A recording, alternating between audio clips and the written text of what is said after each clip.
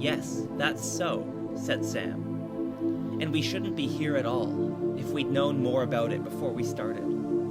But I suppose it's often that way. The brave things in the old tales and songs, Mr. Frodo. Adventures, as I used to call them. I used to think that they were the things the wonderful folk of the stories went out and looked for, because they wanted them. Because they were exciting and life was a bit dull, a kind of a sport, as you might say. But that's not the way of it with the tales that really mattered, or the ones that stay in the mind. Folks seem to have been just landed in them, usually. Their paths were laid that way, as you put it. But I expect they had lots of chances, like us, of turning back, only they didn't. And if they had, we shouldn't know, because they'd have been forgotten. We hear about those as just went on, and not all to a good end, mind you. At least not to what folk inside a story, and not outside it, call a good end. You know, coming home and finding things all right, though not quite the same, like old Mr. Bilbo.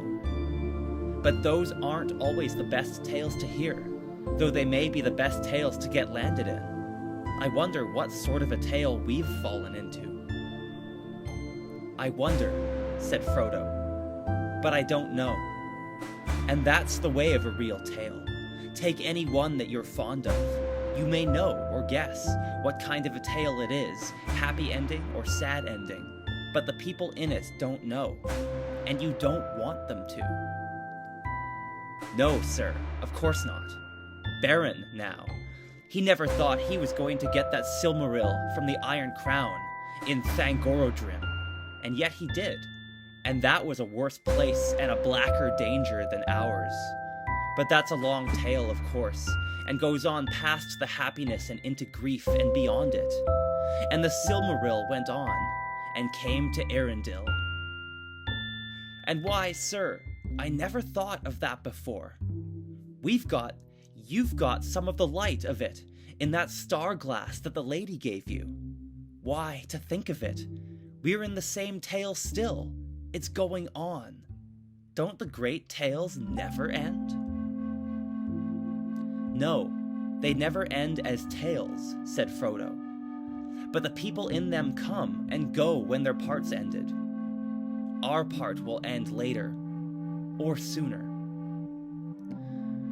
"And then we can have some rest and some sleep," said Sam. He laughed grimly. "And I mean just that, Mr. Frodo. I mean plain, ordinary rest and sleep, and waking up to a morning's work in the garden. I'm afraid that's all I'm hoping for all the time. All the big, important plans are not for my sort. Still, I wonder if we shall ever be put into songs or tales. We're in one, of course, but I mean, put into words, you know, told by the fireside, or read out of a great big book with red and black letters, years and years afterwards. And people will say, 'Let's hear about Frodo and the Ring.' And they will say, 'Yes, that's one of my favorite stories. Frodo was very brave, wasn't he, Dad?' 'Yes, my boy, the famousest of the hobbits, and that's saying a lot.' 'It's saying a lot too much,' said Frodo. And he laughed, a long, clear laugh from his heart. Such a sound had not been heard in those places since Sauron came to Middle-earth. To Sam, suddenly, it seemed as if all the stones were listening and the tall rocks leaning over them. But Frodo did not heed them. He laughed again. "Why, Sam," he said, "to hear you somehow makes me as merry as if the story was already written. But you've left out one of the chief characters, Samwise the Stout-Hearted. I want to hear more about Sam, Dad. Why didn't they put in more of his talk, Dad? That's what I like. It makes me laugh. And Frodo wouldn't have got far without Sam, would he, Dad?" "Now, Mr. Frodo," said Sam, "you shouldn't make fun. I was serious." "So was I," said Frodo, "and so I am. We're going on a bit too fast.